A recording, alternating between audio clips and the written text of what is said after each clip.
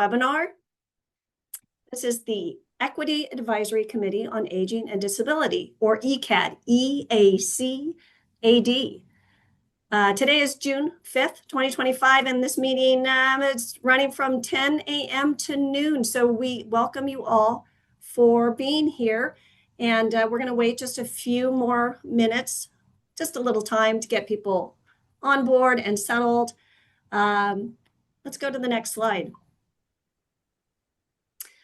I am Carol DeAndres, and I am the manager of MPA Stakeholder Engagement here at the California Department of Aging. MPA, Master Plan for Aging.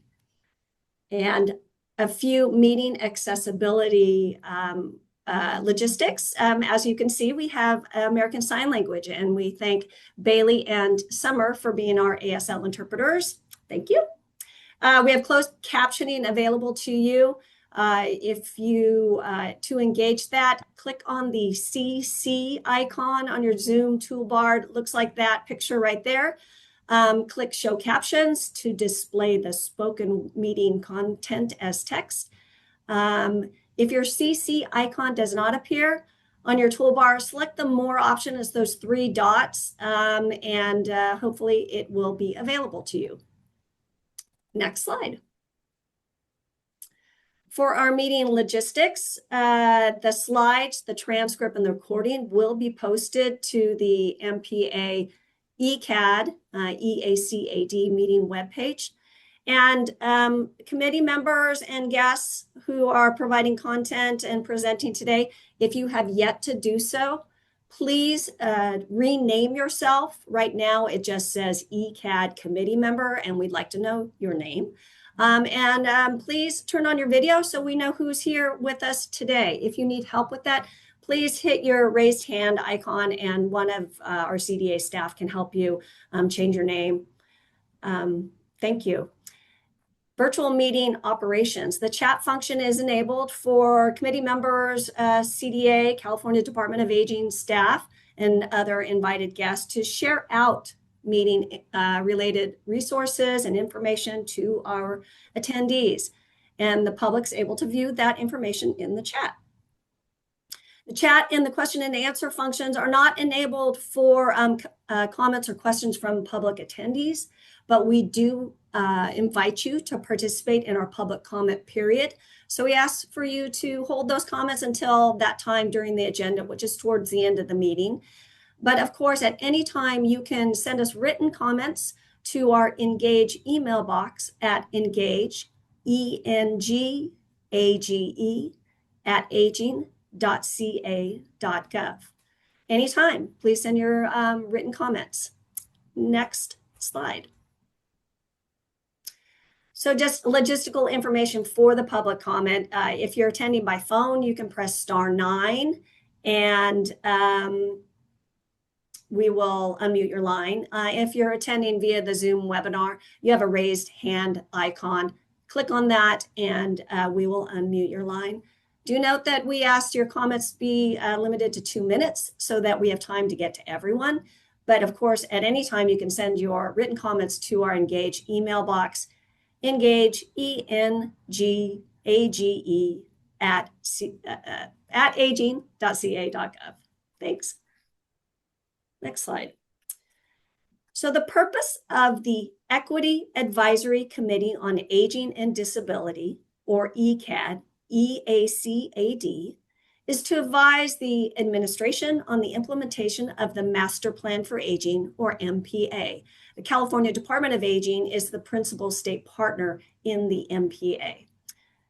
And of course, we couldn't do this committee purpose without our esteemed members who act on behalf of equity for us and provide us feedback. And they're from various walks and professions and expertise. And we do thank you so much for giving your time and expertise to the Equity and Aging Advisory, the EACAD committee. Thank you so much. And with that, next slide. I'm going to turn it over to Yia, who is our Equity Specialist to introduce Lynn. All right, thank you, Carol. I'm Yazan, she, her pronouns, the equity specialist and the new EACAD stakeholder lead. So now I'd like to introduce Lynn Fritz, who will start us off with a land acknowledgement. So she has lineage with the Hoopa people and is an enrolled tribal descendant of the Karuk tribe, the Happy Camp in California. So welcome, Lynn. Welcome to all. Thank you much. I want to invite us to realize that as I do this process, I've lit sage in advance and for purification. It's part of the process traditionally. And so I invite us all, if you're comfortable, to close your eyes and take a long, slow, deep breath in together. And as we release the breath, we join together in recognizing the original people throughout California, the indigenous people, the many communities and tribes that populated this country. We recognize also those completely across our nation. And as we do so, we offer this land acknowledgement, recognizing that Native people have a relationship with all of life and see land as part of that life, part of the sacred relationship that it restores and keeps the community healthy, that the land is alive, and that we are to treat it with respect and reverence. So as we come together today, EACAD, we hold that same reverence and respect for the original people and for the many lands on which our feet and work transpire. It is a sacred trust, and we give thanks lifting this up to all the ancestors, the people of today, and to future generations. We close this with saying together, Ho. Thank you.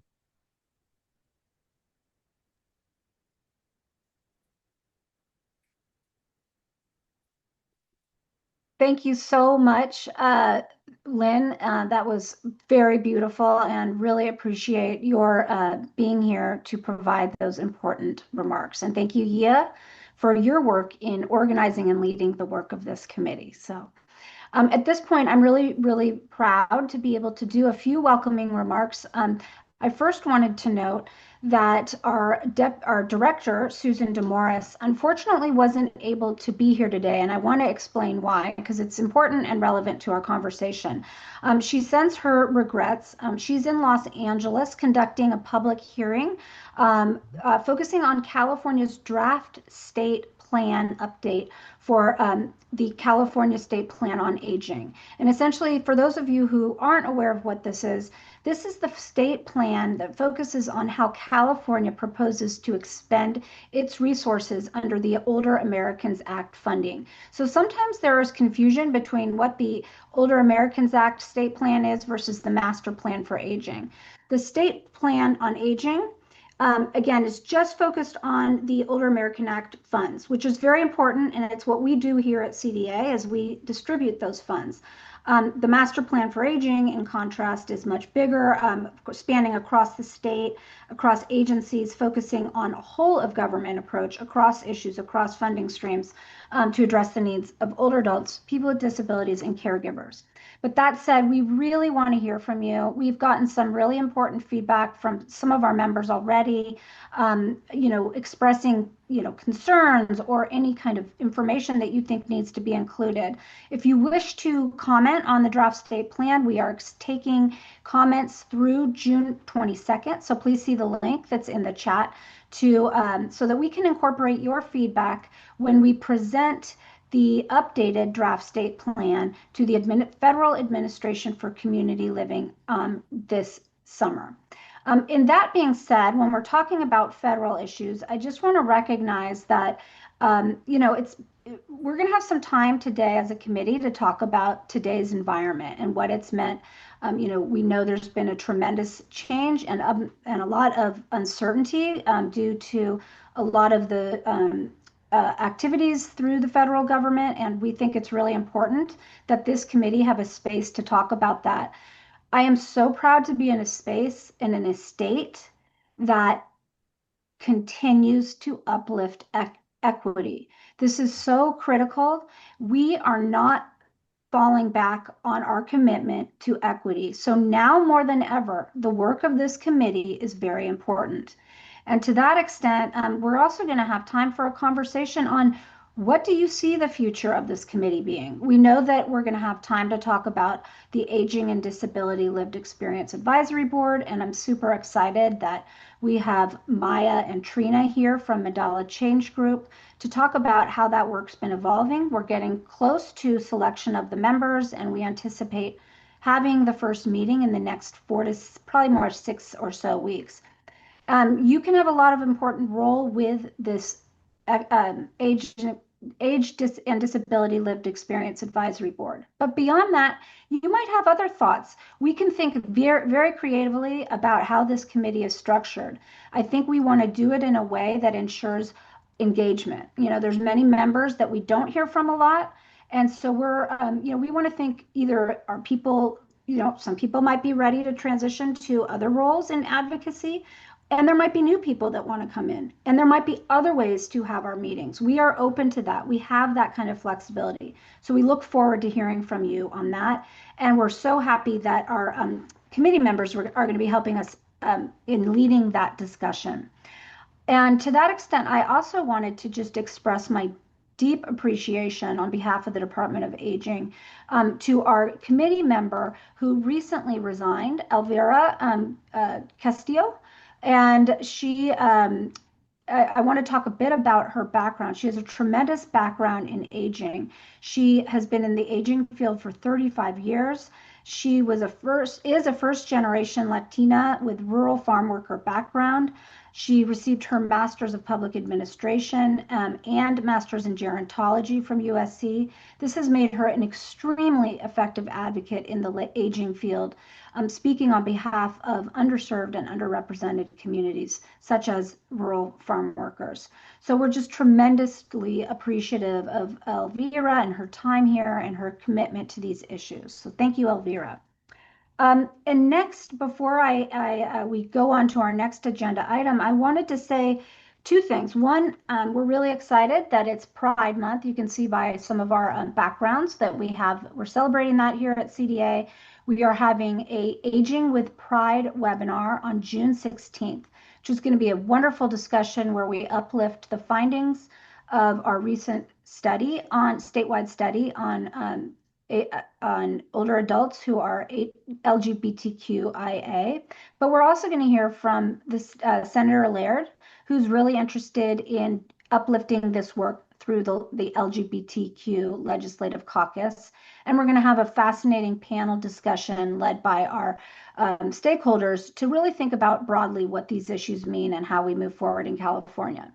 Second, I'm really pleased that what an amazing day today is. It's June 5th. And little did I know that June 5th is actually the HIV/AIDS long-term survivor day that's recognized nationally. And this is so important. And when I went onto the website and looked it up, the reason that June 5th is the National HIV Long-Term Survivors Awareness Day is because it was on this day in 1981, that the Centers for Disease Control reported 5 cases of a mysterious illness that was impacting young gay men. And that marked the beginning of the AIDS epidemic. I remember this pandemic so much. And while I didn't personally live through it, I had 2 teachers of mine, one in middle school and one in high school, that had tremendous impact on me and on my life and on my thinking. And I was devastated when they fell to the disease. So how fortunate we were. And it really, at that time, unfortunately, there was so much fear, so much stigma. And what happened is eventually in 1996, so much progress in fighting the disease. And in 96, they came out with a lot of the therapies that prevented people who acquired AIDS from then developing HIV. and a number of other pharmaceuticals that helped people living with AIDS to live long, productive lives. So it's almost like just a chronic illness now. So we moved from fear and stigma to a time of hope. And I think it also really reflects on the importance of not only the pharmaceutical developments, but making these pharmaceutical and treatments available to everybody who's in need. And that has been something our country has eventually got to that place, and we supported other countries, and it's so important that we not fall back on that promise. Because today, over 50% of the people living with AIDS are over the age of 50, and we're so proud to be joined by one of the founders of this group, Vincent Crucistomo and Jax Kelly. And I'm going to turn it over to Jax and Vince to see if you want to make a few more remarks about today. Jax. Good. Okay, so thank you, Sarah. That was a very impressive commentary about Long-Term Survivors Awareness Day. We tend to think about it as people living with HIV today, as it's fortunately because of the medications, it's rare when people actually develop another opportunistic infection so that they can actually be diagnosed as an AIDS patient. But I've been living with HIV since 2006, and I was a witness to the plague years back in the early 80s and 90s. And really, Long-Term Survivors Awareness Day is one of those days where we can reflect on what has happened, what has changed, and as you so eloquently put, all the systems that we put in place, which are really under threat at this point. And I would encourage everybody who is interested in the plan that you were just referring to, the one that refers to our Older Americans Act and California's Older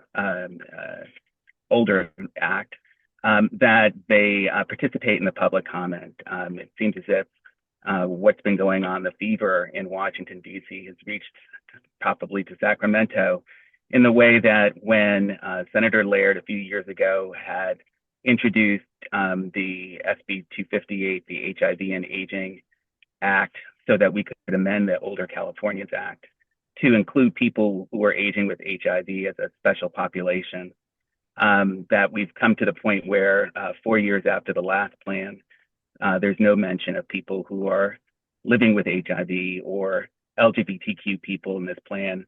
And I hope that the final draft actually amends that. So if you have an opportunity to do public comment, I strongly encourage you to do that. Thank you so much, Jackson. Thank you for your leadership. Vincent, do you want to say a few remarks? Sure. Thank you, and thank you for having this space. I think it's really important. In San Francisco, 74% of people living with HIV are over the age of 50. 29 to 30% are over the age of 65. And what's happening right now with the threatened cuts to Medicare and Medicaid, it would be devastating to our community. It's projected by 2030 that 70% of the people living in the country will be over the age of 50. And given that the current policies in DC have kind of dismantled the science for NIH around this, have cut off funding. LA, I think, if I'm correct, ceased all prevention services on June 2nd because they lost all their funding for HIV. And so I just want to put this out as a call. You know, we only will live if we get the medications that we need. And I don't want to be alarmist, but what has kept us alive is the science and the medication and access.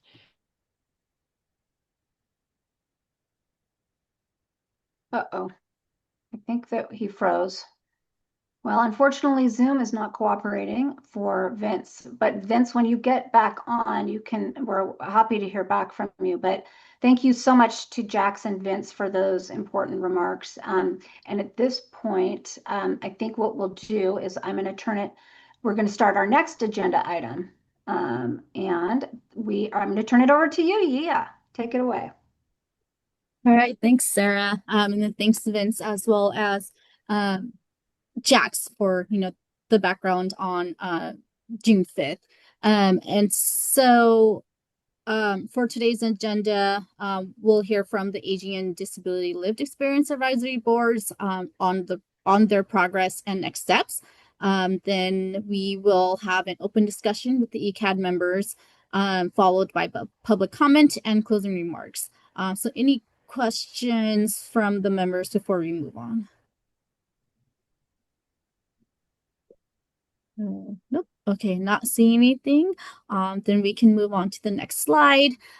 So I'll be presenting the AdLib updates with my partners, Maya and Trina from the Mandela and Change Group, and then Jax, which he's a ECAD member, who's involved in the sub-work group related to the AdLib. Next slide, please.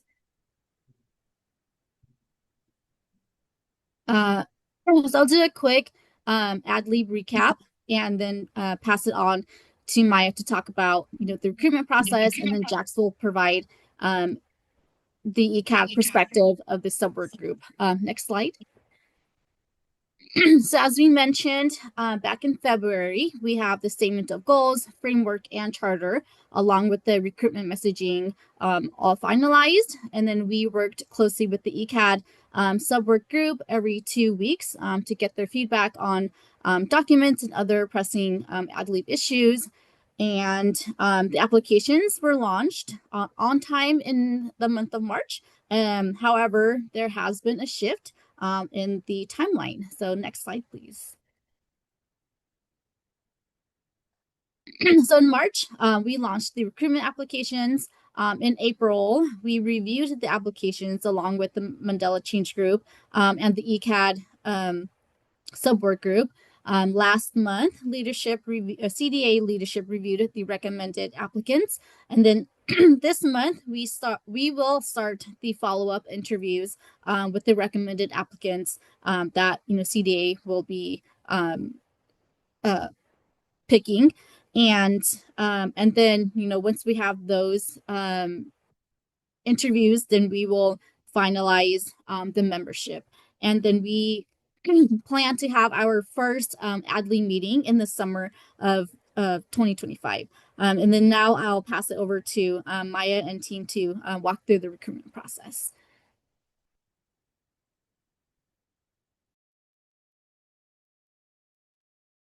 Thanks, yeah. So this is an outline of our recruitment process. So we develop membership criteria with the goal towards getting the broadest and diverse mix of applicants. So some of that criteria included must be a resident in California. We were looking for a mix of representation across counties within the state. Must be an older adult or person with disability or caregiver. And I'll say there was a lot of intersection between these categories of folks who met in multiple. So an older adult with a disability who's also a caregiver, for example. Folks could not be a state or agency employee. So that was the baseline criteria. We developed an online application in SurveyMonkey. The application was anonymous to the reviewers, except for the Mandela Change Group. We had an eye towards name, identity, and other demographic identifiers, but we promised anonymity for folks through the process. There was an application that was a self-nomination. There was an application that was nominated by others, and then there was a Spanish translated application. So in the application, we were asking for demographic background, including where folks were located in the state, racial, gender, LGBTQI, and economic identifiers. We were also asking folks to identify if they were an older adult or a person with a disability or a caregiver or all of the above, which we did have. We asked an open question around why they're interested in serving with the AdLib and what their experience has been receiving services, where they go for support, depending on what demographic they fall into. And then we asked a question about what accessibility and language needs they might have in order to participate fully in the ad lib.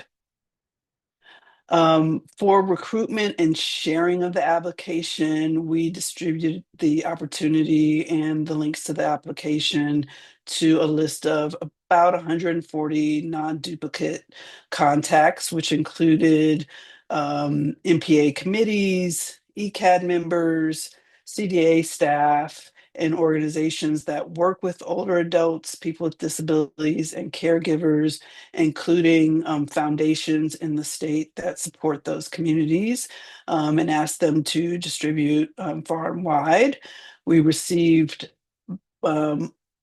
almost 50 non-duplicative application across the self-nomination, the nomination, and the Spanish application.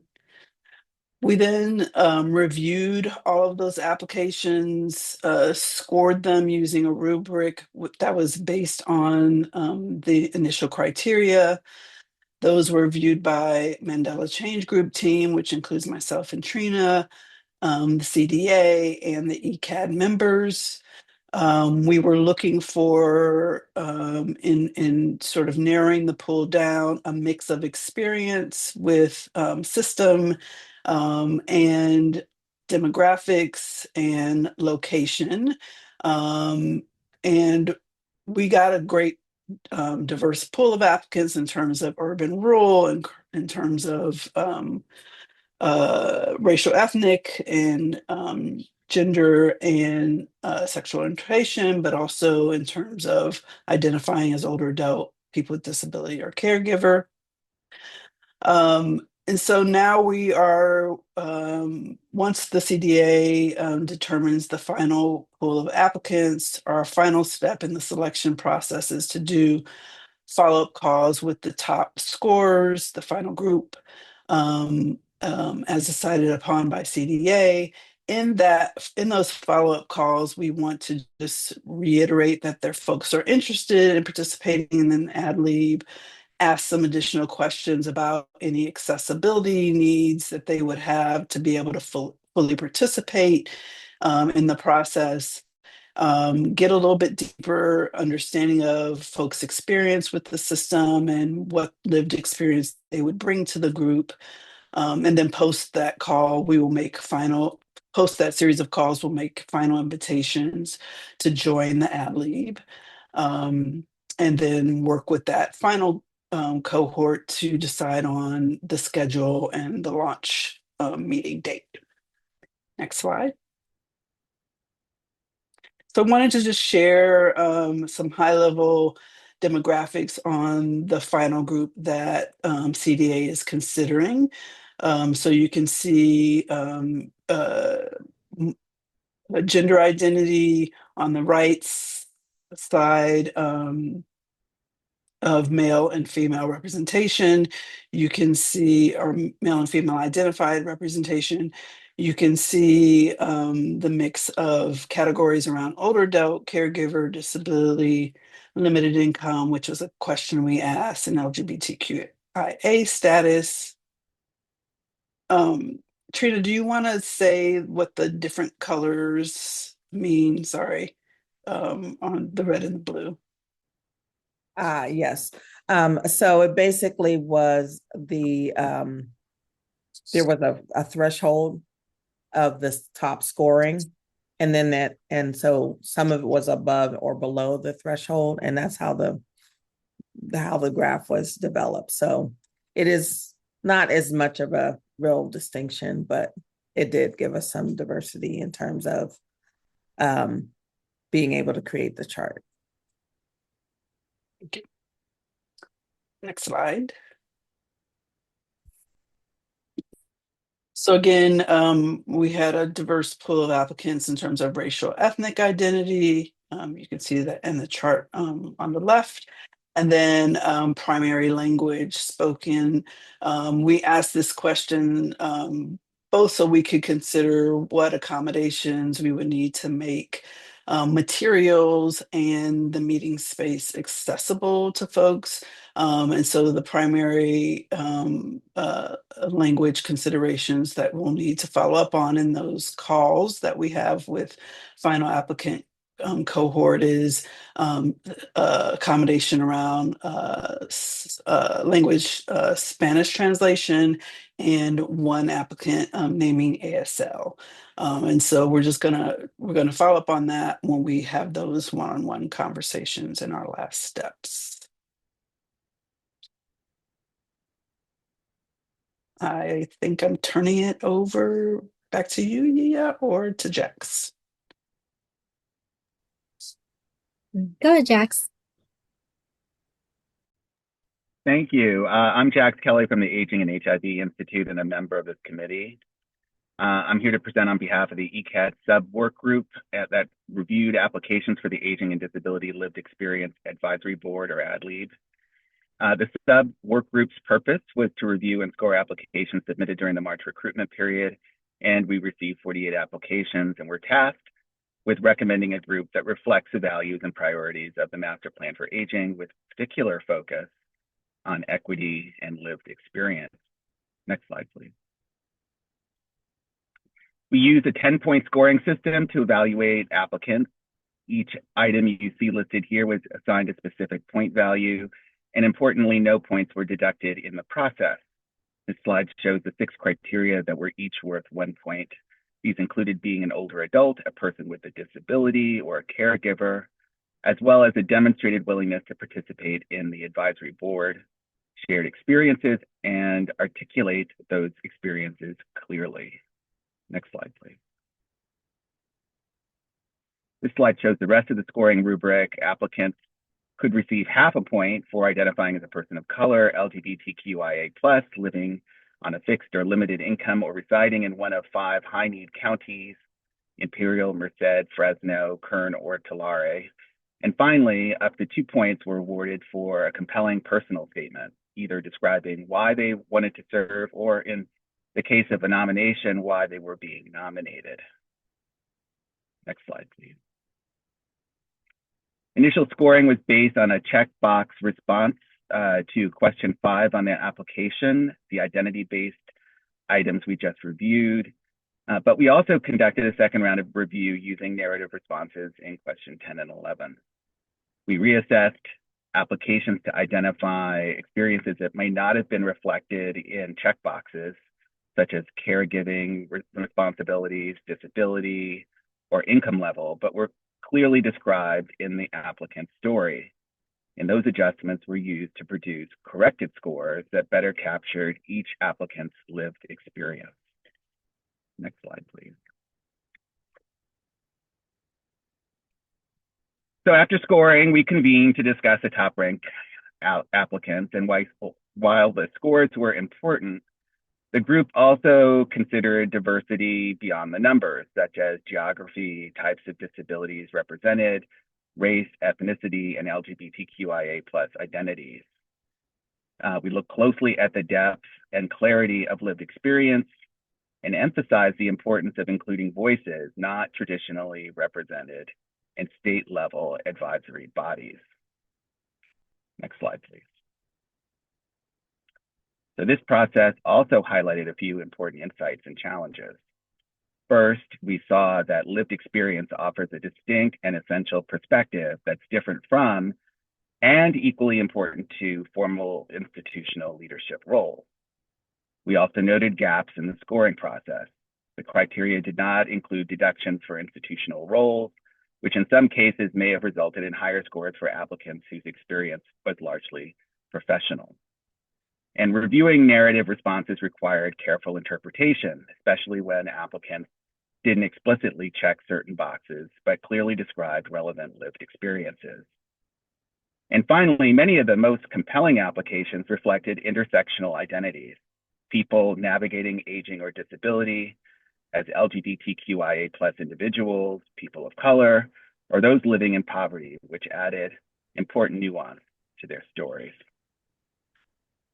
So I think that concludes the slides. We're going to have a moment for some questions If anybody has something that they'd like to ask or comment, I could use some assistance, and if you can't unmute or can unmute yourself, please do. I can't see who's raising their hands at this point. Sarah, go ahead. Oh, thanks. Hi, Jax. I just wanted to also welcome from the committee. Any thoughts on, given that we're in this process of our final selection, and that we anticipate having the meeting in the next 6 to 8 weeks, would love thoughts on, we'll be meeting with that committee, the board, before our next equity advisory committee meeting. So would love thoughts on, what are your thoughts on how we structure that first meeting? What do we want to really learn from all of the members? How do we make it welcoming? How do we kind of get to the real heart of the issues that they're facing? Just since this is our first meeting. So that was my only thought, but look forward to hearing from all of you. And welcome, Ephraim. It's great to see you here.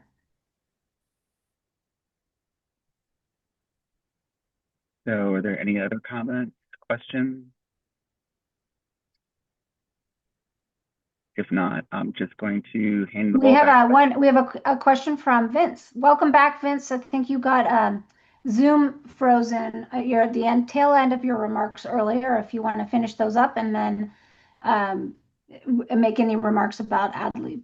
Then it looks like Denny has a hand after that. I can circle back because we have time later. But I think I just want to say I thought this was a really good process. What we went.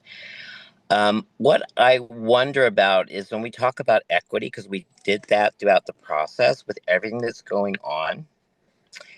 We did talk about certain populations might be targeted for certain, but I wonder if, because we gave extra points for like being LGBTQI or whatever, we seem to give extra weight to that. Is that going to cause any trouble for us? Because I mean, I'm involved with a lot of projects who are getting their websites scrubbed or erased or getting their grants stopped because they specifically have certain language. And so I'm just wondering, when we do this, how because it's very different from when we started the process and what it was. Sorry, I'm in an outdoor area and I can hear barking. I hope you can't. Yes, we can hear you. Okay, so I'm wondering about that. And I think when in our first meeting, we should ask them what they think they signed up for. Because a lot of times people sign up for things that they're what they're there to do is very different. And some of them had a lot of some of them had some experience, but some of them, we just got their applications. I think a conversation like that might be useful, just so we're all kind of on the same page or kind of level setting. So Sarah? Yes. Yeah, I'm happy to respond to the first part of your question. And then I really like your feedback about wanting to hear from them about what brings them here and what they think that, their role can be and what role they want to play, really. And Vince, you raised such an important consideration. As you noted, when we started working on this, the formation and the concept of the Aging and Disability Lived Experience Advisory Board, we were in the prior administration that was very, very welcoming of equity. I'm talking about the federal administration, different president. And the conversation has changed, and we've seen a lot transpire since January 20th when the new administration came into office. And there's been a lot of fear, there's been a lot of hurt, there's been a lot of really, really difficult experiences people in the communities that we're speaking about are facing. And I would say that we are trying to have representation from all communities. So we weren't saying, oh, we want to uplift one over another. We want to hear from all underserved, underrepresented communities, as well as people that we might not think of traditionally underserved or underrepresented, like those people that might not be at a federal poverty level, but might be near it and have a hard time financing or paying for their services and supports or accessing the services they need. We want to hear a variety of experiences too. Again, the importance of this is to inform our work in the master plan for aging, to embed the person in the work that we're doing. So to your question, Vince, this is why I'm so happy to be in California. We, the work of this advisory committee is funded. We're so grateful for the funding from our Master Plan for Aging Foundation partners. We have not we have other examples. There's a California Interagency Council on Homelessness Lived Experience Advisory Board, which is amazing. And they have uplifted it. They have a wonderful website for it. We hope to do the same. So from our state perspective, that is not something that we are concerned with right now. We are going to uplift the voices of this community. And that said, we also want to make sure that those who choose to participate and are selected feel comfortable and feel welcomed and included and don't feel any fear or concern. So I think I would love to hear from, Maya or Trina or any others. What are your thoughts on how we can make sure that we foster a community of inclusion and we help ensure that there's not that fear, because we can't take that lightly. Yeah, I was just typing it in the chat, but I'll say it out loud, is that in that initial call that we're going to have with folks, we are going to ask a question about how do they have any concerns about us sharing their name, their photo, their story, and communications about the ad lib, with their safety, our ensuring their safety and around participation being front and center in this effort. And we'll raise that, as part of how we hold the meetings, if we do an in-person. So we will definitely, invite them to name what's coming up for them and how we can offer protection in a safe space that will allow them to fully participate and feel safe to do so. Hey, Trina, did you want to add to something before we move to Denny? Yeah, another thing we talked about was, unlike some of the other advisory boards, to not have these meetings to be open to the public, that they would be specifically for people who are part of the ad lib, so that people wouldn't worry about kind of some type of intrusion or targeting as well. Hey, thank you. Denny. Yeah, I agree with what Vince has said around the ground setting piece. I think getting a chance for people to hear, to express why, what they think they signed up for, I think is really important. Um, and then Sarah, your point around like all of this is built toward input toward the MPA. I think that is really critical for like I think there's kind of two goals in the first meeting. The first is to establish some sort of common understanding around what is the MPA. They're coming in halfway through this process, right? So there's years and years of things that have already happened. They don't even know all the details, but they kind of have to have some basic understanding of where they fit in. So I think this is an opportunity to clarify what that fitting in looks like. In particular, I would say if there are initiatives that would particularly benefit from the sort of perspective of people with lived experience, this would be the opportunity to start flagging that. And I think it's worth, CDA's time to go through the list of initiatives for the next 2 years to see where does it really make sense to engage people. There are going to be some initiatives that make more sense and others that don't. And then the next sort of point I would sort of have as a goal would be to make sure that there's sort of some start to establishing a safe space and getting people to know each other because they're going to have to share. My last point, which isn't really a goal, but is sort of just a consideration, is I don't know how long the first meeting is going to be. It sounds like that's still up in the air, but to really think through like working with um, older adults and caregivers directly will just take more time probably than just sort of like a regular stakeholder meeting. So, and then recognizing there are only going to be a couple of meetings before the whole thing is done, this is prime real estate. So one thing to be thinking about is, are there other ways to engage this group outside of the meetings because I don't think the meetings themselves are going to be sufficient. Would they be amenable to, small groups on Zoom? Would they be amenable to phone calls? I think getting a sense of like how much people are willing to participate could be helpful because I just think the meetings are going to come and go really quickly. Thanks. Thank you, Denny. Jared, did you want to follow up with anything on that?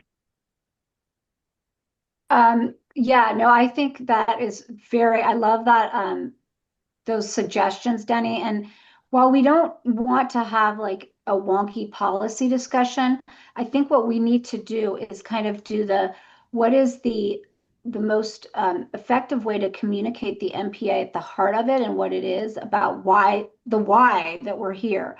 I mean, it's not, we're meeting because we want to hear their stories and we want to understand their perspective, but we need to help them understand the why that brings us there. So that's a really good point. And I love your idea about giving them space to get to know each other because they're not, we're asking them to share very personal reflections. And so I think we can, with our work group, Gia and myself and Trina and Maya and you all who've been supporting us in uplifting this, can think about what that looks like. We also are fortunate that we have some other state partners that have done similar things, and we can get some feedback from them. And of course, Maya and Trina, this is they've done other efforts similar to this, so they'll have some good thoughts. And then I think that in terms of external other ways to engage them, that's something I think we can kind of put a pin in and think through that. I really, really hope this is not just a 1 year and done with this. And I'm hopeful that, if we're able to do this well, and we're going to have to pivot, I'm sure, in certain spaces, I'm hopeful that where there's a will, there's a way we can find resources to keep it going. So I'm hopeful. Because I mean, really, this is the heart of everything, the why that we're doing what we're doing. So thank you for those comments. I don't see any other comments in the chat, and I know we're probably pressed for time. So unless somebody else here in the meeting has something else that they'd like to raise, I'm going to bring it back to you.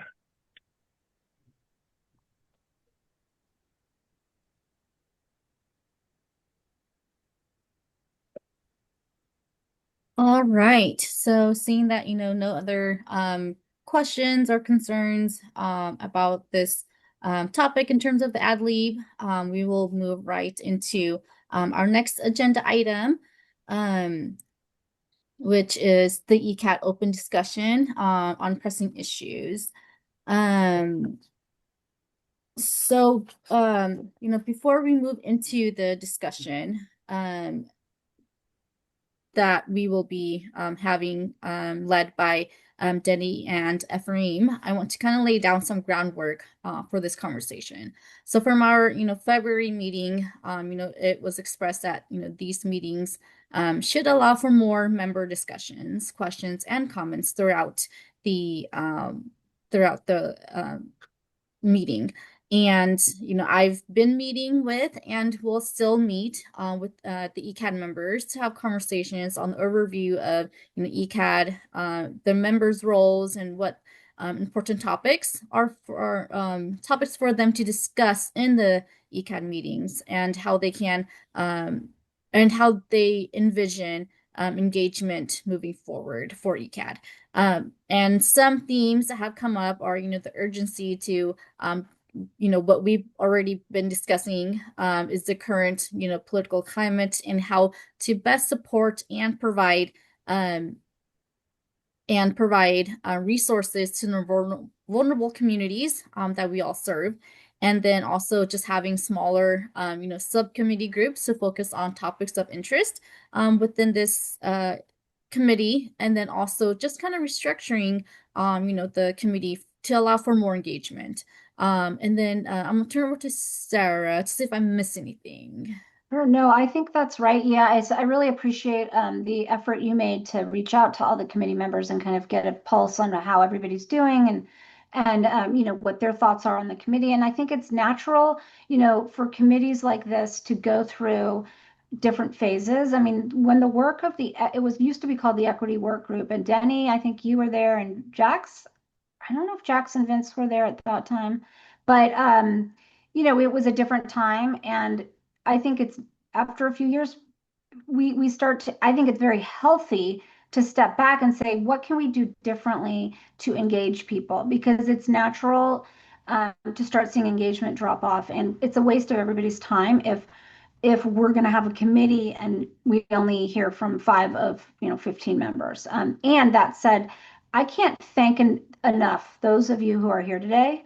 Your guidance, your input, your engagement is so critical. It really, like, we turn to it and we say, oh, remember when Ephraim said this? We got to remember to incorporate that in to what we're doing. So it really does matter. So let's think of ways that we can do our jobs better by better engaging all of you. So that's the first thing. And then second, just to underscore what Ia was saying, we want to hear from you now, especially because it's been a really long, for almost 5 months now since January. I think we all know what I'm referring to.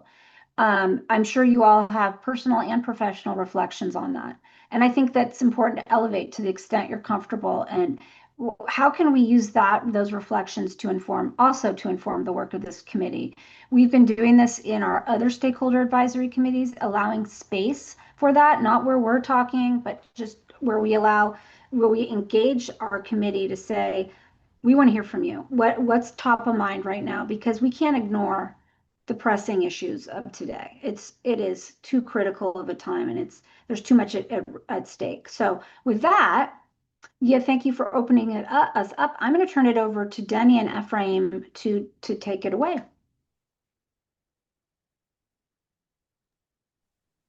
Good morning, everyone.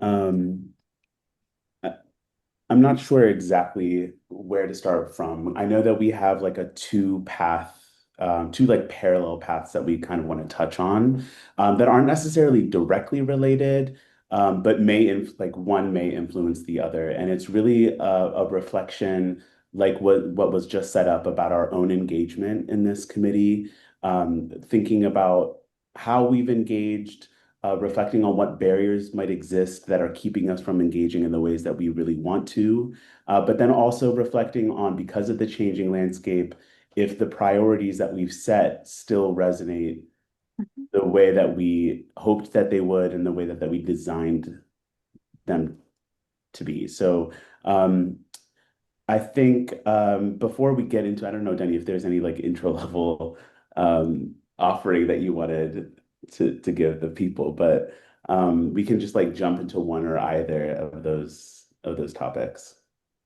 Yeah, I think all that is right. I would add just a couple of different things. One is we have flexibility as a group to figure out what works and doesn't work for us. Mhm. To me, the engagement level for maybe like the past year or so is an indication that something is not working. Yeah. And so we want to have an honest and open conversation with you all about what's working well and what isn't working well. And then we can go back and we can figure out as a committee what actually could work better. Is it that the meeting structure isn't working well? Are there, to Ephraim's point, other barriers to people engaging? I will say that across the stakeholder committees that I'm aware of, we are actually not very active.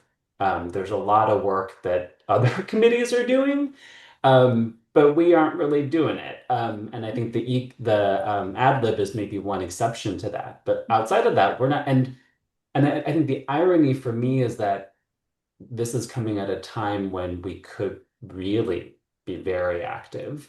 Vince, to name some of the points that you articulated around just what's happening across the country and the implications for us here in California. So, don't feel like we have an answer to this discussion, but I think the diagnosis is that something is not working, and we want to figure out what can we do to make it work better. And then, Ephraim, to your point, I do think they're related. Like the priorities that we set last year, some of them might not feel as important anymore. And so if we were to reset priorities, could we have a more engaged, possibly work group? That's one other question to be thinking about. So again, we don't have an answer coming to this discussion, but I do want to make sure that we're opening it up and hearing from folks what's working well, what's not working well, what's coming up top of mind. How do we work better? And how do we get each other to work better? Yeah. And also, I am also like I'm not exempt from this reflection as well. So this is not a rebuke on anyone because I myself have had to really think about the ways that I have or have not engaged with this committee, and I'm really committed to the committee and wanting this to be successful, just like everyone else is. So, yeah, this is not me on a pedestal or us on a pedestal in any way. This is just wanting us to begin to facilitate this conversation so that we can really think about what we can improve. Um, so in regards to the structure of the committee, how things have gone thus far, if there's anyone that has any thoughts about like how do you feel about how the committee has been going, your own participation with the committee, and or maybe the lack of participation of others and how that's affected your participation maybe. And I'm realizing I think we have Jax, Denny, Ephraim, Jay, who are the committee members. So perhaps Jay, we haven't heard a lot from you. Would you want to weigh in? Hi, I'm sorry, I forgot to introduce myself earlier. My name is Jay Calcagno with the California Behavioral Health Association, and I'm actually just filling in for our Chief Executive Officer, Dr. Leandra Clark Harvey. I don't have too much insight because this is actually my first EACAD meeting, so I apologize if I don't have any input at the moment. No worries. We're happy you're here. Thank you for being here for Leandra. No, thank you. Welcome. So it's Denny, Jax, and Ephraim, our members here. I have some thoughts too, but I want to see Jax. Do you have some thoughts first after hearing from Denny and Ephraim?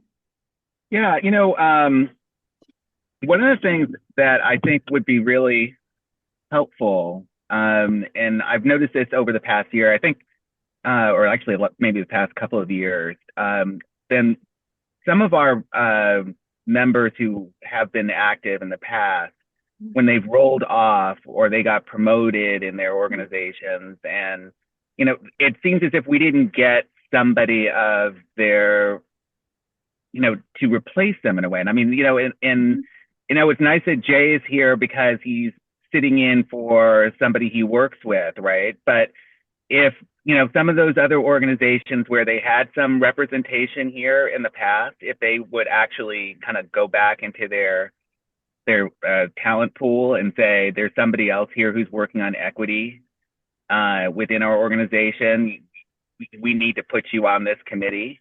I think that would help. I think you're right in a way that since the federal government's dialogue about equity has dramatically changed, that has kind of created a tsunami effect across the country in terms of how we approach equity. So that even to some extent, maybe some of our partners here in California may be rethinking that as well. So there's a little bit about, how do we represent that on a planning, or planning board or a commission, or, how do we want to communicate that to the public? And I don't know if, that's something that CDA has been evaluating lately in terms of its partners, whether they're CBOs or, other government agencies. But that would be something to kind of look at, I guess, as well. And really just about everybody who has a dime coming from the federal government has been just traumatized, I think, to some extent. And it was traumatizing for me, I think, to actually, read that 4-year plan that you guys came up with, because of the fact that it did not mention HIV, it did not mention LGBTQ. And the last 4-year plan did. I was kind of like thinking, I bragged to my friends in other states about California, and I was kind of feeling a little less bragful about it. And so, yeah, it's been tough. Thank you, Jax. Well, Yes. Sorry, Sarah. Go ahead. Oh, do you want, Denny, you go first. I can go after. I just have some thoughts after. I was just going to reflect that in the stakeholder committees that I have done in the past, where I have felt most engaged, most impactful, is when the group is really coming together to work on something very specific. Mhm. And I think one of the challenges to the ECAD, and really one of the sources of strength, is that we all kind of come from all over and have pretty different interests um, under this larger umbrella of equity. So one thing I think that would be helpful for CDA to consider is, I think you have a really great brain trust here. Maybe it's not the fullest bench that we would want, but you have people who are showing up to meetings pretty consistently. Do we want more people? Sure. We can talk about that separately. But I do think that there's both the issue of why aren't more people here, but also how is the department engaging with the people who do show up? I don't feel personally that um, all of the expertise and the talent on this group has been fully utilized. Um, what I would hope from an active CDA is people coming to the table to say, here are the things that we're struggling with, or here are the questions that we have. What insights, what things have you seen that work well? I think the ad lib has been a great example of that, and I'm hoping that that continues to work well. But outside of that, I can't really think of anything that this committee has worked on that the department has brought us. But I would imagine that behind the scenes, the department is having, I would hope, some pretty interesting and rich discussion that would benefit greatly from stakeholder input. So I would love to see in sort of a reconfigured ECAD, less reporting out from the department and more, here are the top 3 issues this quarter or this time period that we're grappling with, and help us help you kind of a thing. Mhm.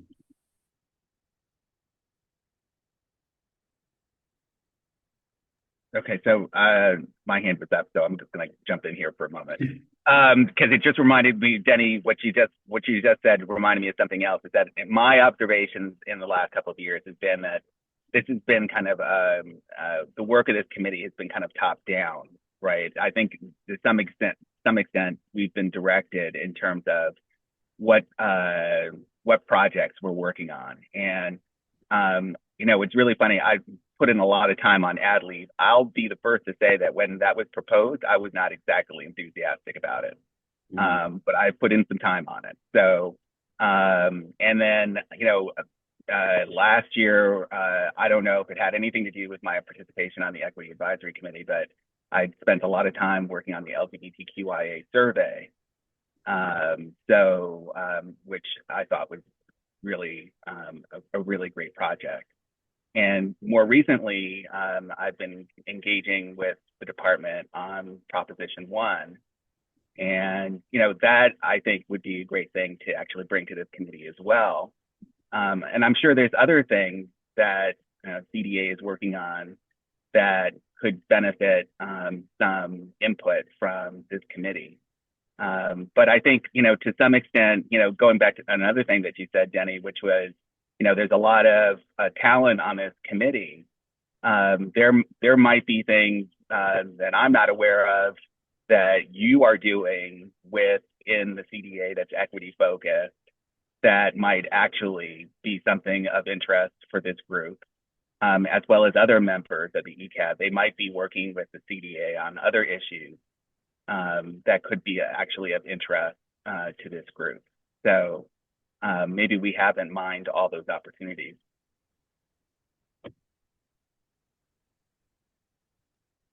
Okay, well, I'll jump in unless anybody else wants to speak because it's supposed to be hearing from you. But I have some reflections on what I heard, and I just really appreciate this thoughtful discussion. So I'm kind of thinking there's issues related to the partners, the process of the committee, and the policy. So I'm going to start with the partners because I do think this is one big thing. Like when I go and lucky enough to be able to go to different convenings or whatever, and this past year in different areas of the state, and people I meet and I talk about the work of all of our stakeholder advisories committees, and I talk about the equity advisory committee. I can't tell you how many people I've met that have said, I want to be involved. I want to do that. So I'm thinking, this was where partners comes up. We have got to cast a wide net. We, CDA, we need to be out there. And I do think this ties into kind of, I've been working with Jackie and her team and our other staff on the recruitment process, not only for this committee, but for others, our 5 other stakeholder advisory committees. Because next year, at the start of the year, we can have new members join and some that, don't return. And I think we need to look far and wide and, email, we do a lot of email blasts, but that doesn't always get to everybody. So I think we do need new voices because that brings new energy. And it doesn't mean that we don't want to keep you all here, because we do. But I think that infuses some of the new perspectives that we might need. And it's only natural for people to, get ready to go and do something else. And I think also the reason, Denny, I loved what you said is, there are other committees that have been doing, as opposed to a top-down approach where we come to you all and say, will you give us info on this? We want to hear, we want you, I don't want to say we want you to be working, because everybody who's here today has been working, especially on the ad lib and on, Jax, as you said, the LGBTQIA study. But though, for example, we have a disability and aging community living advisory committee that has 3 subcommittees. We don't even go to those subcommittee meetings. It's led by the committee members, and then they spend the whole time at our full committee meetings presenting to us their recommendations. It's a little different because those are more policy focused committees, whereas equity infuses in everything. So it's hard because you don't want to just be talking about a policy issue that is going to be, covered in another committee. But I think there are places where there are huge equity considerations, like the Behavioral Health Services Act and Prop 1 transformation, like you raised, Jax. By the way, you did a great job when we had a webinar on that a few weeks ago, and we're going to be releasing a toolkit for it. But I do think that's the one thing about partners. And about the process, I like the idea of, we don't have to do public meetings. Like, for example, we have a wonderful the California Aging and Disability Research Partnership, led by our research team and Ross Lallian. And they were feeling similarly about the full committee meetings. They were doing a ton of work in between, but the full committee meetings didn't feel engaging to them, and they felt like it was just more awkward. And they said, do we have to be doing public meetings? Instead, we could choose to do webinars with our EACAD and then meet, smaller groups meet instead of these full committee meetings. There could be different ways to do it where we don't have this formal structure and that we call on you all as equity advisors. I also appreciate the feedback about, are there things we can bring to you that we're grappling with? And I would say absolutely, though I do want to caveat it with CDA is the facilitator of the MPA, but we alone as a department are not the MPA. So we specifically have focused the work of this committee on the MPA, which is much bigger than just us. So I think maybe what we could do is identify those places where there are cross department efforts where we could engage. But so I think, and then finally, the last thing I want to say, I think I kind of touched on it. I talked about partners, about process, and now the third P is policy. So what are those issues, based on the pressing issues we're facing today that you all think we should be thinking about? You don't have to answer it now. It doesn't even have to be like policy. It could be program. It could be access issues. It could be, we hear a lot about communities right now that are not going outside and not getting services because there's so much fear. There could be so many different ways to focus conversations. And maybe we can give some thought about where we could use some of that input. So I see. I'm going to turn it back over to our facilitators, but it looks like, Sure. I did see Jax's. Thank you so much, Sarah. That sure, was yeah. thank you for the reflection. Jax, I did see your hand up, but maybe. Yeah. No, I did want to add something too, because, and I had this conversation, I think, recently with Yia, which was, I'm about to do a presentation for the Inland Empire's Master Plan on Aging, because they're rolling that out shortly.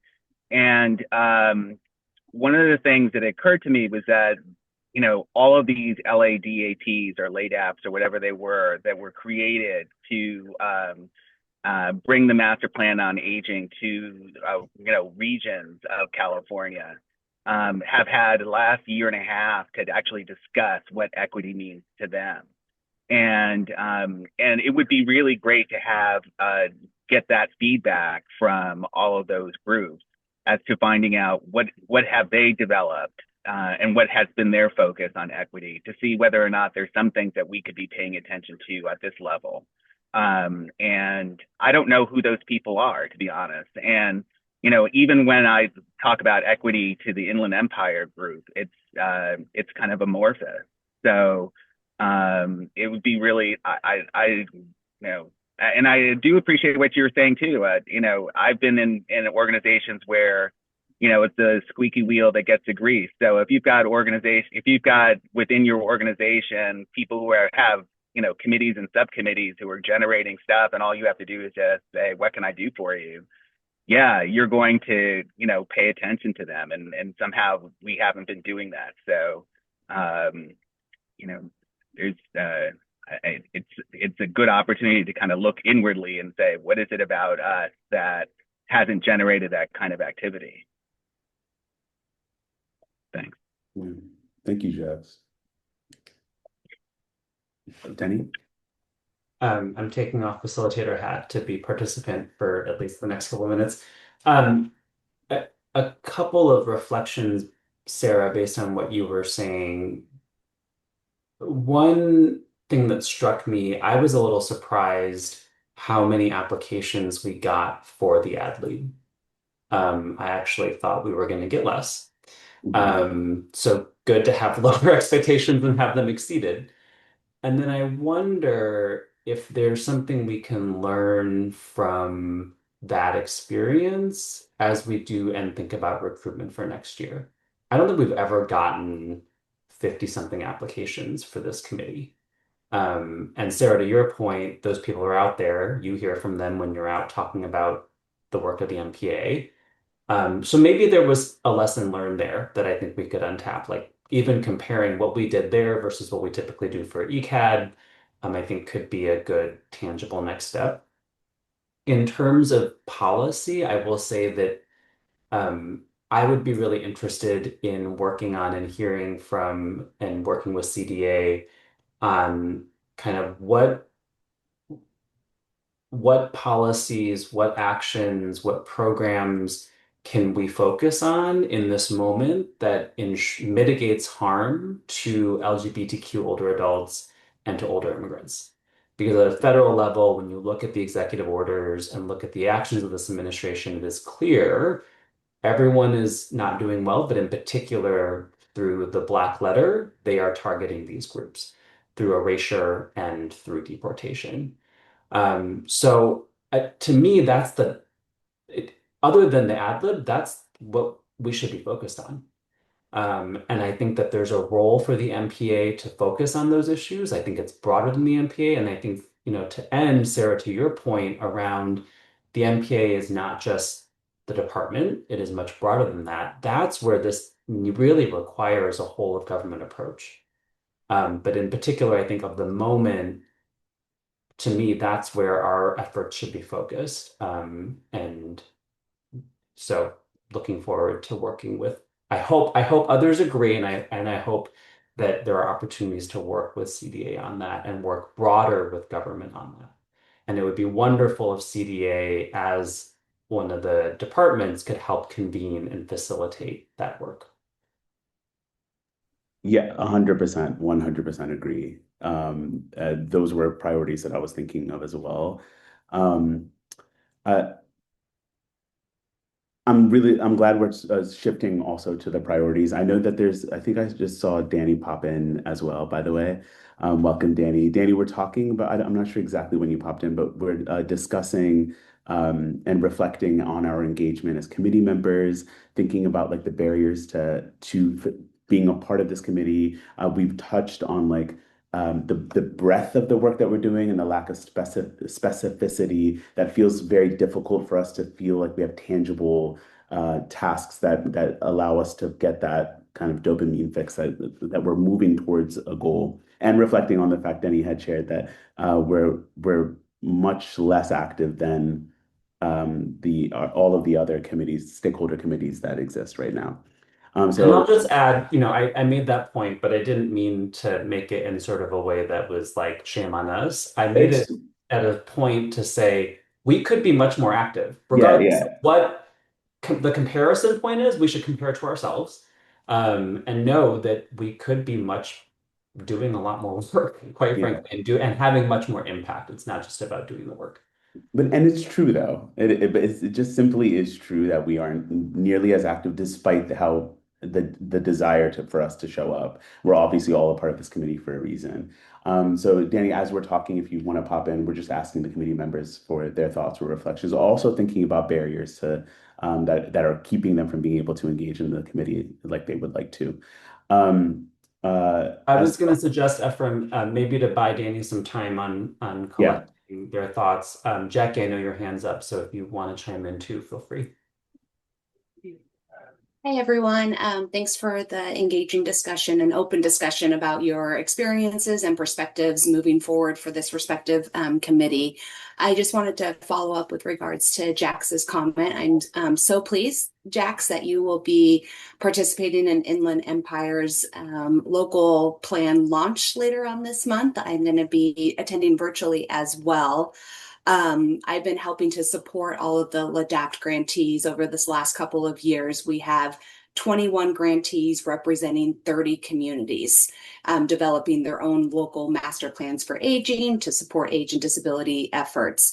And so my head is just brainstorming now based on your comments, Jax, we're looking to pull together the various resources and models and learnings from those LADAPT grantees and see how we can integrate those learnings into refreshing our local playbook for the master plan for aging. And I'm seeing opportunities here to strengthen and elevate within our own local playbook that supports, local communities here in California and beyond. How we can strengthen equity considerations, equity principles into that playbook. And I see that maybe as an opportunity that we'll want to work with all of you on in combination with the LADAPT grantees and their learnings. So that was just an idea I had. And then I'm just to kind of put out some questions here, I'm interested in hearing not only how maybe EACAD would like to interact with the other MPA committees that we have, but then also I think there's an opportunity to ask the other MPA committees how they want to work with EACAD and ensuring that we are still elevating EACAD as a resource for the other stakeholder committees, as well as our other state partners who are implementing MPA initiatives. So just kind of food for thought there of how we can start to bridge those connections amongst the various committees of, hey, EACAD's here. If you want to talk about equity issues related to home and community-based services, transportation, housing, let's engage in a conversation. So just some thoughts there, but Jack's excited to see you in a couple of weeks for that virtual convening. Thank you, Jackie. I do think engaging with that sounds like a great idea. Denny, do you have something to offer? I was going to reflect, yeah, I really like that idea. I don't think anyone has quite asked it the way you've asked it, Jackie, of just both promoting us as a resource, but also asking us what we want our relationship to the other committees to look like. And I'm also wondering if there's a way to kind of co-message, we're launching the ad lead. Is there a way, like what does that relationship look like as well? Because that's a resource for folks to be thinking about what should be top of mind. So there's maybe both a reminder about the role and existence of this committee, and then also a plug for the special group that's being created. Thank you. Yeah, Sarah. thank you. Thank you for that, uplifting that, Denny, because you're right. And so I've heard a couple of things is this committee can play an important role in elevating issues to our other stakeholder advisory committees, but that tied into the other kind of purpose of AdLib was to have ECAD present at the other stakeholder advisory committees and bring discussion topics that are elevated in our AdLib groups. Because we're not going to be calling on our AdLib members to go do presentations to other committees. So I really think that's actually a pretty significant role if we get committee members that can commit to that.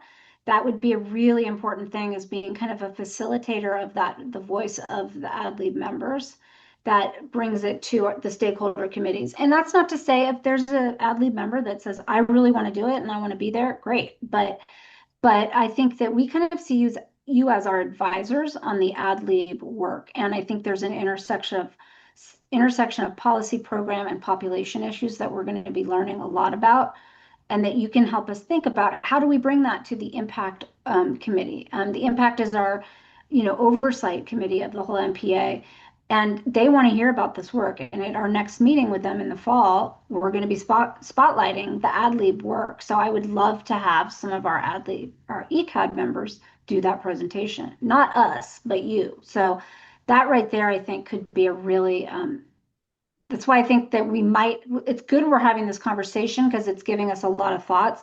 And it might be that this can really help us find our focus. And you're all going to be like, wait, why did we ask to get more engaged? Because you have day jobs on the other part of it. But anyways, I know, Danny, that I didn't know if you wanted to chime in. I know that Ephraim gave you a little time before. You might want to say something, but we would love to hear from you as well. Yeah, thank you so much. And again, I apologize. I had a conflict, so I joined as soon as I was able to. Yeah, I missed the update, but I think I caught most of the discussion. I think I just want to plus one a lot of what I'm hearing. I think focusing policy on LGBTQ and immigrant communities makes total sense given the federal landscape. Unfortunately, a lot of proposed cuts in the state budget also disproportionately impact those communities. And so we're seeing that on every level, even in friendly states like California. I also think it's a fantastic idea to make that, as Maya put it, that bi-directional ask with the other committees. Both, like what can we ask the AdLib committee on your behalf? Where are the gaps in your knowledge and advocacy work? So I think really digging in and taking advantage of that wealth of lived experience, that's something that can be really, really powerful. So yeah. And, count me in to all of these efforts as well, for sure. I'm ready for more engagement. So sign me up. That's amazing to hear. And good to see you, Danny. I know that I'm sure that there are some like logistical barriers that are going to come out, and we're probably going to see some trends from Yia's like one-on-one meetings that she's been scheduling with folks. So I'm sure like there's going to be hopefully some easy practical things that can change, and that could be like the format, not only the format of this meeting, but also maybe like the time that it meets or how often it meets. There's so many different small things that can come out from the trends from those conversations. I do know that one thing that we really struggle with is the data gathering aspect. So when there is opportunities where the department has asked of us, like applicants and reviewing those applications, or a poll that's going out, I've learned that there is a lot of lag that then holds us up oftentimes from getting to the decision that we need.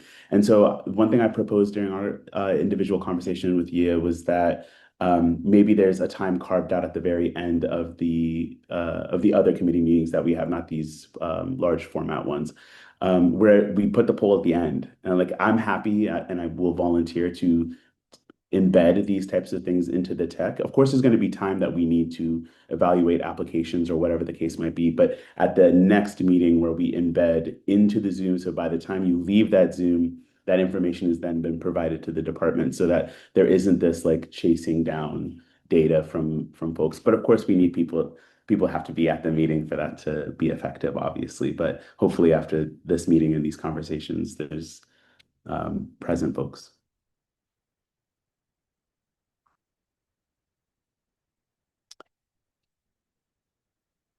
As far as the priorities we talked about that Denny shared, really hyper elevating the needs around aging immigrant folks and queer folks. So is there anything else that people feel like isn't being addressed as far as a priority, um, or if anyone else in the committee has any reflections on things that are keeping them from being able to really engage with this committee to their best?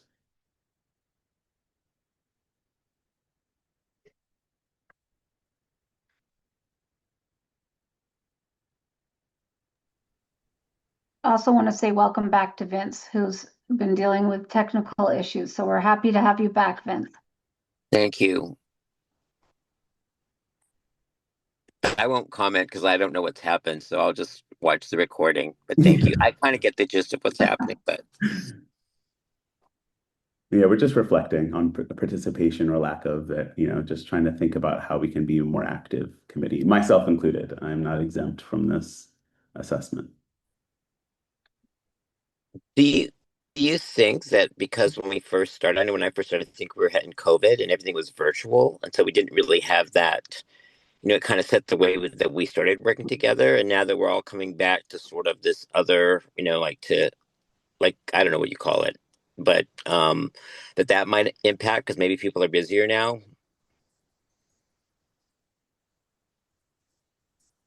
I'm sure. I mean, And I think, oh yeah, go ahead, I was Efrain. just going to say I joined later, so I don't know what my excuse is if that's the case. There's no excuse, and this is not on you all. I think that engagement comes from when the state, I know at least for me, because I was a stakeholder prior to this, and when I didn't feel like I really had an important role, I would just phone it in and like kind of join, but be multitasking during meeting. I mean, we've all been there. I get it. And that is that, we have to make it an engaging process and find the way. And I think the example of the ad lib has been very much so. And I think that we're going to have a lot of opportunity for that bi-directional engagement as well. But that's not the only thing we're going to rely on. But I also wanted to say that there's such an important, Jackie reminded me, an important opportunity here, because what we're starting to do with each of our committees is send to Secretary Johnson and any other relevant departments that are impacted by issues that are discussed at meetings, a 1 to 2 page memo that uplifts, for those that couldn't be on, at the secretary's office or what have you, the key priorities and issues identified after every meeting. And that's important because, we have our day of action where we bring everybody, all the state partners together every 2 years to hear from you, our stakeholders. But we don't want to wait for 2 years to be bringing these issues up. And what's great is that our agency leadership, Secretary Johnson and her team, they want to hear, they want to know what's going on in these committees. And so it gives them a snapshot, not of all the minutes, but just what are their key issues and their key recommendations throughout the year. So that's another opportunity to, elevate and think about what are the themes where you all can have such direct relevance regularly. And I see, Trina, you had a question about when the next day of action is. And that's a great question because we're kind of going to change things a bit this year. It would be next fall, fall of 2026, but that's also the time of the gubernatorial election. And we want to think very thoughtfully about how we engage you all at that time and how we engage, how you all engage broadly the stakeholder community, the new gubernatorial candidate, because essentially the next iteration of the MPA initiatives will be that next governor's initiatives. And so we want to be thoughtful about when and how to have your voice heard. But we will somehow get there, and we will be turning to all of you for that input. Jackie, is there anything you want to add on either to the issue of the memos or of, you know, anything else we've discussed, whether it be next day of action, et cetera? No, I think you summarized it very well. We started to have conversations with the Impact Committee at their last meeting back in May about opportunities to work with the stakeholder committees to help elevate the key aging and disability topics that you all wanted to ensure that the new administration and legislature were also aware of. So we are starting to do that forward thinking of how to do that proactive, you know, coordination and communication with our stakeholder committees. But also just want to elevate what Sarah said with regards to the memo that we send to Secretary Johnson following each of our committee meetings. I think it's a really good opportunity where we're able to summarize and share with her some of the key elements that you all are bringing to, again, CDA, the other MPA partners. So I do invite you, you know, with some of the time we have left before public comment, again, if you want to reiterate some of the things that are pressing or important to you and, you know, the populations we serve through the master plan for aging, concerns, recommendations, to use some of that time today to make sure that it really reflects your voices and perspectives. Yeah, and Yia will be, Yia's like, yes, thanks, Sarah, but Yia will be developing that memo, and then we've been having a process where we share it, you know, with, well, we've been sharing it with the other committee leads, but I think we would offer to share it. We can share it with, you know, everybody who's here today from the committee to see if there was anything that you would want to add to it. But I think we've had such a rich discussion across so many things that it'll be, we can kind of think about how we want to elevate that, or if you have particular thoughts, let us know.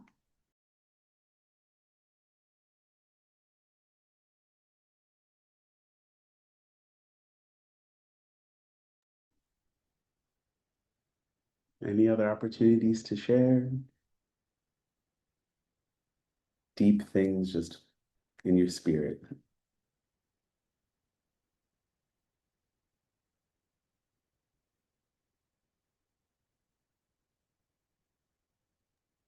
I just want to thank everybody for your engagement and for your frank feedback. I mean, you know, it's not always easy being like, all right, you guys, we've got to think differently about this. And I really appreciated all of your input and thoughts.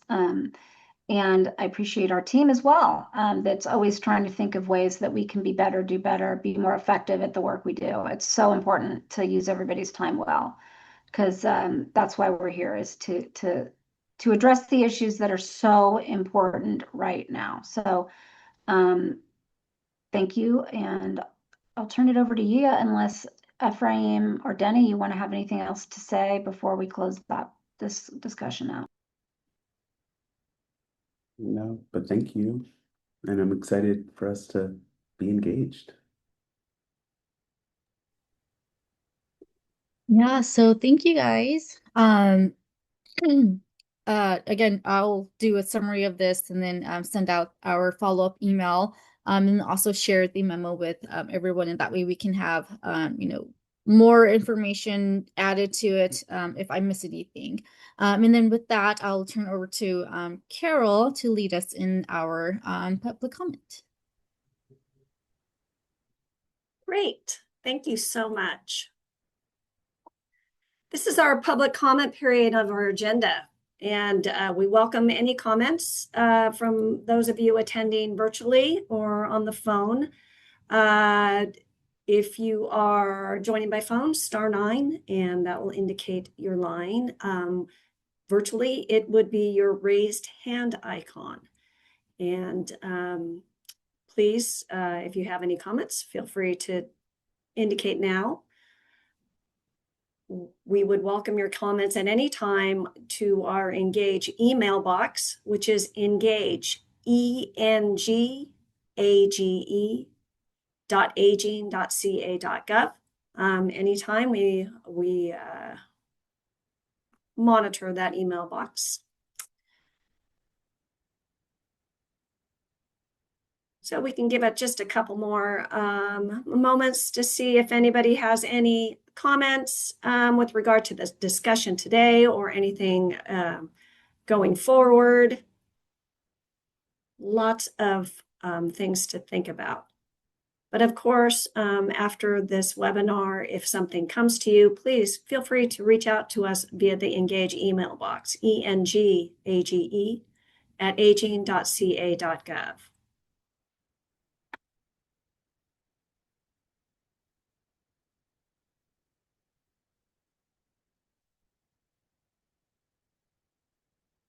So, Sarah and Yia, we don't have any. That's okay. Let me spotlight you, Sarah. We'll see your face. Okay. Well, I was just, we have our little Teams chat that we send each other messages in. We talk about all of you. Just kidding. We send internal messages about, the logistics of the meeting. And I was just saying in the chat, I love meetings like this where we have time. We don't pack it with presentation after presentation after presentation, but we have time for honest dialogue and engagement where we really hear from people. And to me, this is what brings real value to our work. So I just really appreciate it. Thank you, Yia, for your thoughtful approach to how to set this up, and of course to our awesome team for all of the flawless execution of these meetings. It's not easy. It takes a lot of staff time, and I love our Dupree team that pulls all of these off. So thank you all so much. But this was a great conversation, a lot of important takeaways about how we function as a committee and how we can engage you and give you the space to lead, because that's what we need. Is we need to hear your voice, especially today when the issues at the federal and state level they could not be more important. And unfortunately, we're going to be having a hard fall as well when we see what what plays out at the federal level. Though I must say it's fascinating watching the public debate right now at the federal level. There's a lot of dynamics, but unfortunately, a lot of the populations that we focus on as part of the MPA are getting the hardest hit by it, and that's the scariest part. And that's why our job is important, to always strive to do better, to listen, to learn, and to translate it into action. So thank you for that. We hope to see you at our Aging with Pride webinar on the 16th. And as Yia said, she will be following up to share the memo that we're producing and to summarize today's meeting. And then we'll be in touch also about the next steps with our AdLib committee. And just thank you to Trina and Maya for being here to share that information. I'm so excited to meet our new AdLib members when they are committed. So I think that wraps us up. I hope everybody has a wonderful June 5th. And again, happy day of recognition for the National HIV/AIDS Long-Term Survivors Awareness Day. And thank you to Jackson Vince for your remarks on that. We look forward to seeing all the great work that comes from what you're doing. So Carol, anything else? Stay connected here. It tells us that you can learn more about the MPA at mpa.aging.ca.gov. Please email us at engage, E-N-G-A-G-E, at aging.ca.gov with any thoughts or questions. And then, of course, you can learn more about CDA at aging.ca.gov. I feel like I'm closing out a news show. So, Carol, anything else? Or was that your role? That wrapped it out beautifully. Thank you, Sarah. All right. Thank you all. Have a great day. Thank you. Bye, everyone. Take care. Bye.